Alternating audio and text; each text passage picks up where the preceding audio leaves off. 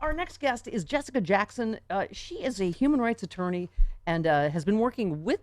This is something that is like, so the Trump administration is behind this.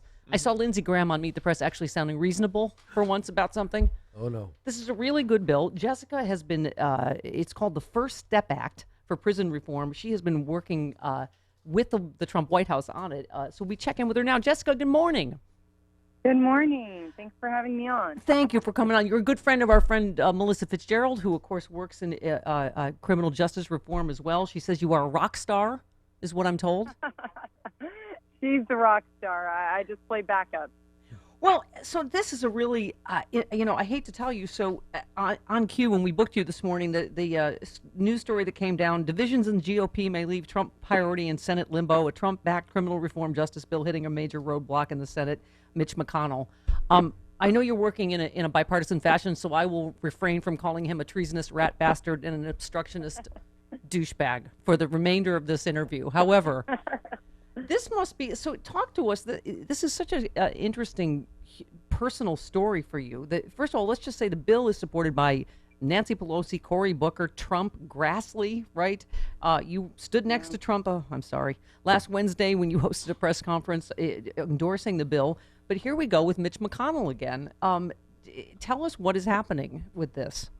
Yeah, and I'll just start by giving people some background because I think it sounds like it comes out of left field that any progressive would be over there working with Republicans or with Trump. So, for me, this issue is a lot more than just something I work on at work. It's really personal. Yeah. When I was 22 years old, I found myself standing in a courtroom in Georgia watching as my husband got sentenced to 15 serve 6. And at the time, we had just had our daughter. She was 2 months old. I had my GED, did not have college or law school at that point, and it was terrifying. It was humiliating, and it was the most painful experience I've gone through. So for me, this is really personal. And when we got the opportunity to start working with Republicans this year on this bill, I had to put aside my political thoughts, and I had to go back and think about that 22-year-old girl standing there scared in a courtroom and what she would have wanted me to do. And that's how we ended up working with the Trump White House on this. And Jessica, just in case people missed, your husband, it was a minor drug-related offense, and there you are standing with your 2-month-old daughter in your arms. So you went and got your law degree. You're a human rights attorney, co-founder of Cut 50, which is a national bipartisan effort to reduce the number of people in prisons and jails. This seems like a no-brainer to me. Once again, I'm like, why would you be against this? The bill would prioritize prison resources toward rehabilitation so men and women come home after incarceration job ready. It passed right by a huge margin with Nancy Pelosi, 100% of the Democratic Party leadership endorsing the bill. So then we moved to the Senate, and here we go. Listen, I'm not like you. I'm not bipartisan. I'm a partisan bomb thrower. Mitch McConnell but it is. He's been so obstructionist, and but this again should not be something that's partisan, should it? No, it shouldn't be something that's partisan. Even as Republicans look at this, they should be seeing this is a huge opportunity to really hold tight to their conservative principles of dignity and fiscal responsibility. We have a system that has become an incarceration industry, right? We spend $80 billion a year to lock up 2.2 million people and tear apart their families and turn them out even worse off than they were when they went in, with fewer opportunities and an inability to get housing or employment. And this bill actually seeks to roll a lot of that back. It's interesting, when we got to the Senate, we had an opportunity to even improve the bill. It's now got some sentencing reforms in it that make the system more fair on the front end, so not as many people are going to spend as long in prison. And it sets up a program called a risk and needs assessment program, in which people will undergo risk and needs assessment, and over time they'll be able to take programming and actually earn time credits to go home on home confinement or to go to halfway houses even sooner than they would have been released. So it has a huge impact. But like you said, we've kind of run into a wall here.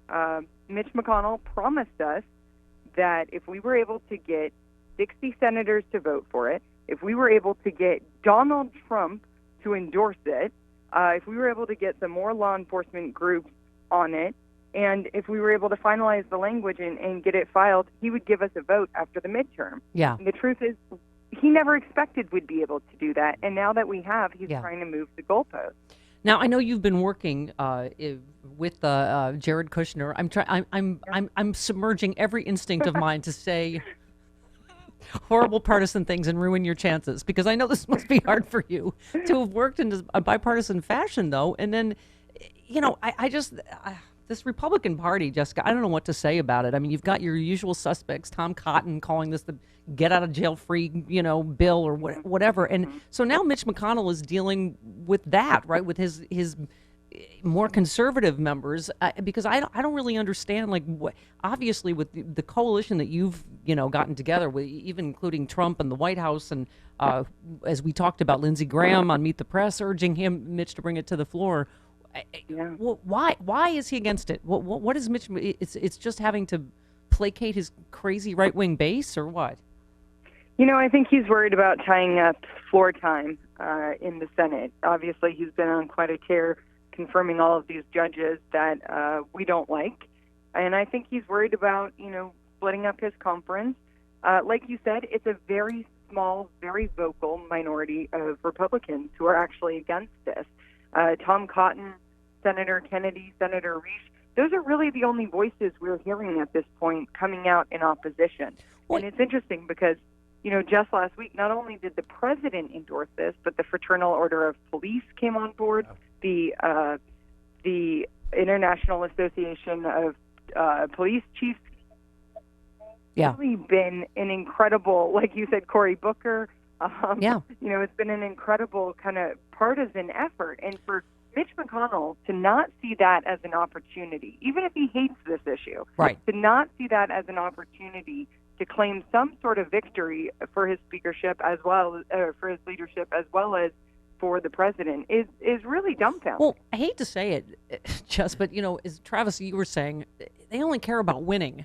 And I mean, I hate to put it in such stark terms, but you were saying, like, there was a story about some Republicans are afraid that Trump's going to work with Democrats on bipartisan stuff because he needs a win. Yeah. He desperately needs a win after the midterms. But, for someone like you that cares so personally about this and how many millions of people this is going to affect, like, you think, who cares why they do it or how it gets done? The New York Times called it the most substantive rewrite of the nation's sentencing and prison laws in generations.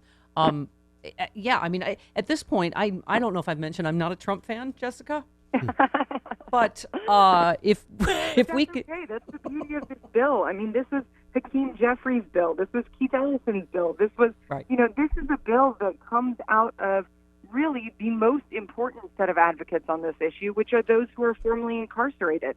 We brought a group, and you won't almost even believe this. We brought a group of 30 formerly incarcerated individuals to the Trump White House Prison Reform Summit in May. And they sat there just feet away from then Attorney General Jeff Sessions and Donald Trump and Vice President Pence.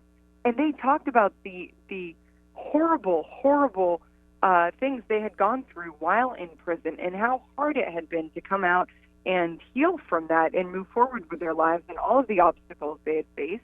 And they were the ones who helped us draft this and negotiate this and, go to Congress and demand a vote over in the House. And, it's their bill. This victory, should we win, should we get this across the finish line, this is not Trump's victory. Well, this victory belongs to the men and women who are inside and their families. Yeah. Well, I mean, and again, I obviously read up and seen what great work you're doing, but I did want to have you on just for sympathy for this line. Jessica stood right next to President Trump last Wednesday when he hosted a press conference in the Roosevelt Room endorsing the bill. I am so sorry.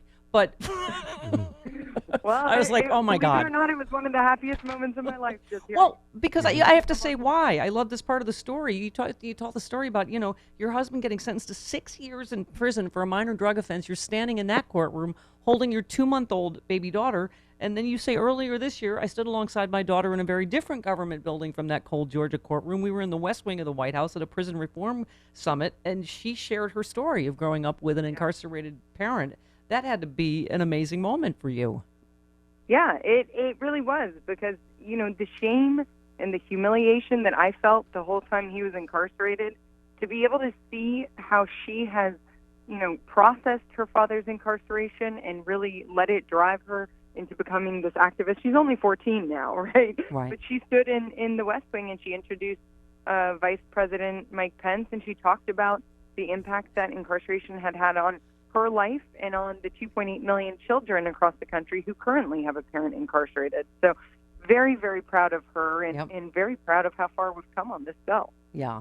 And I'm really glad that you're not watching this on TV, because all of the liberals in this room, when you mentioned certain names like Vice President Spence, just winced. Carlos just winced. Look, I live cold in the heart chill. of the Bay Area.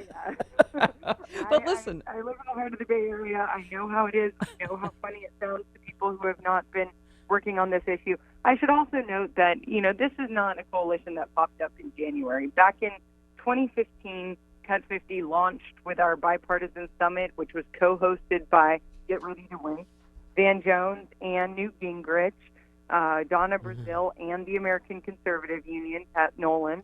So, this is something that's been building. There are conservative groups like the American Conservative Union, where, there are people who have been directly impacted by this issue, who have woken up and said it's time to do the right thing.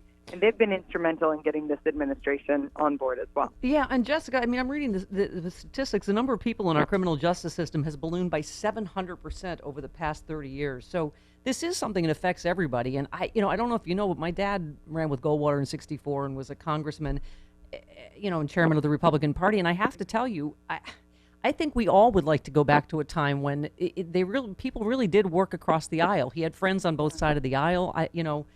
All of their kids went to school together. They went for drinks together. We've just gotten so far off the rails in terms of partisanship that, even the fact that Mitch McConnell would stop this because of just a small minority of his Republican base I know would be heartbreaking for you. So I wish you all the best of luck to you and, the millions and millions of people this will affect. Thank you. And we'd love if people could go visit firststepact.org and sign up, put their name on the petition, and then also click call on Mitch McConnell's office so that, he hears how important it is that he actually moves this thing for a vote. Well, we may prank call his office after this, but other people can make serious calls, Jessica, and we will put all that information up on our Facebook page, and so people can get to that. Jessica Jackson, what a pleasure. Thanks so much, and thanks for all the great work you're doing. Thank you so much. All right. Talk to you soon, Jess. There she goes.